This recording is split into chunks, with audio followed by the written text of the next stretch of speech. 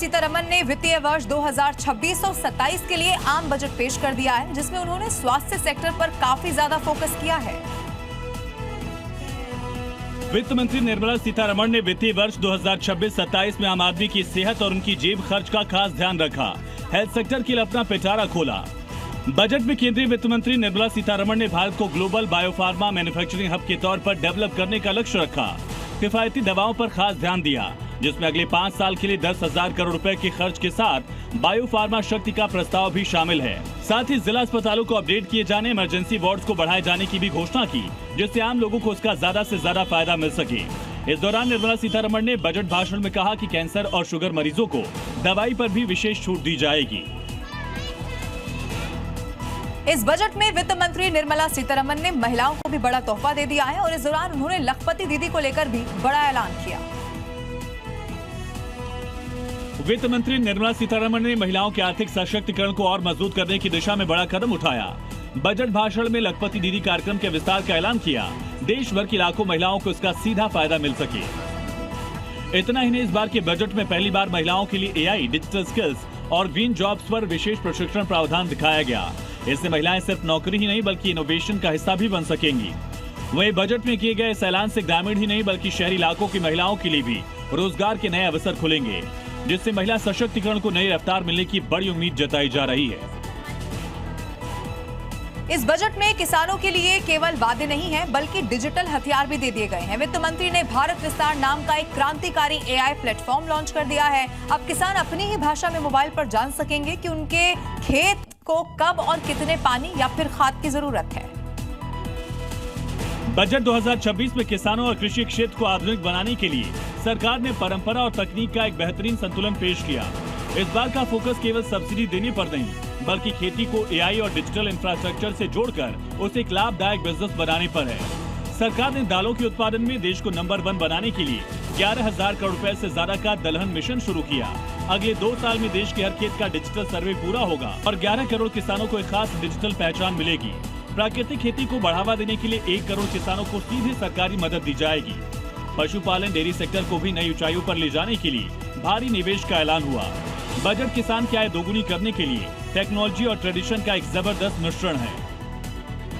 वित्त मंत्री निर्मला सीतारमण के बजट 2026 में हेल्थ सेक्टर को क्या कुछ मिला है, क्या सस्ता हुआ, कौन कौन सी दवाएं सस्ती हुई हैं, स्वास्थ्य क्षेत्र के लिए इस बजट में क्या कुछ खास घोषणाएं रही हैं, अब जरा वो आपको बताते हैं। इस बजट की सबसे क्रांतिकारी घोषणा बायोफार्मा शक्ति पहल है। सरकार का लक्ष्य भारत को दवाओं के उत्पादन में आत्मनिर्भर बनाना है। इस मिशन के लिए अगले 5 सालों में 10,000 करोड़ खर्च किए जाएंगे। भारत में कैंसर और डायबिटीज के मरीजों की संख्या तेजी से बढ़ी है। इन बीमारियों का इलाज काफी महंगा होता है। वित्त मंत्री ने बजट के दौरान कैंसर के इलाज को सस्ता और आसान बनाने की दिशा में ध्यान दिया। कैंसर रोगियों के लिए 17 दवाओं पर बेसिक कस्टम ड्यूटी में छूट की घोषणा की गई। इसके अलावा 7 अन्य गंभीर रोगों की दवाओं के निजी आयात पर शुल्क से छूट दी गई। केंद्रीय वित्त मंत्री निर्मला सीतारमण ने देश में 3 नए एम्स बनाने की भी घोषणा की। सरकार ने मानसिक स्वास्थ्य देखभाल के बुनियादी ढांचे को मजबूत करने के लिए रांची और दिसपुर में नए राष्ट्रीय मानसिक स्वास्थ्य संस्थानों की स्थापना का प्रस्ताव रखा। इस बजट में सरकार ने यूथ और उनके लिए रोजगार पर भी फोकस किया है। कई सारे नए ऐलान किए गए हैं। अब इसके जरिए सरकार की कोशिश ये है कि ज्यादा से ज्यादा जो यूथ है उसको ट्रेंड और प्रोफेशनल बनाया जा सके। बजट 2026 में वित्त मंत्री निर्मला सीतारमण ने युवाओं के लिए कई सेक्टर में ऐलान किया। सरकार की कोशिश है कि देश का युवा स्किल्ड होने के साथ ही रोजगार के लिए बिल्कुल प्रोफेशनल है। इसीलिए इस बार के बजट में सरकार ने युवा भारत के लिए सेवा क्षेत्र पर जोर, स्किल्ड बेस्ड एम्प्लॉयमेंट पर फोकस, शिक्षा से रोजगार और व्यापार पर हाई पावर्ड स्टैंडिंग कमेटी बनेगी। कमेटी विकास, रोजगार और निर्यात की संभावनाओं पर जोर देगी। कमेटी एआई समेत प्रौद्योगिकी से पड़ने वाले असर का आकलन करेगी। 2047 तक 10% की वैश्विक हिस्सेदारी के साथ सर्विस सेक्टर में देश को अग्रणी बनाने पर जोर दिया जाएगा। विकसित भारत के लिए स्किल्ड प्रोफेशनल के लिए प्रस्ताव तैयार।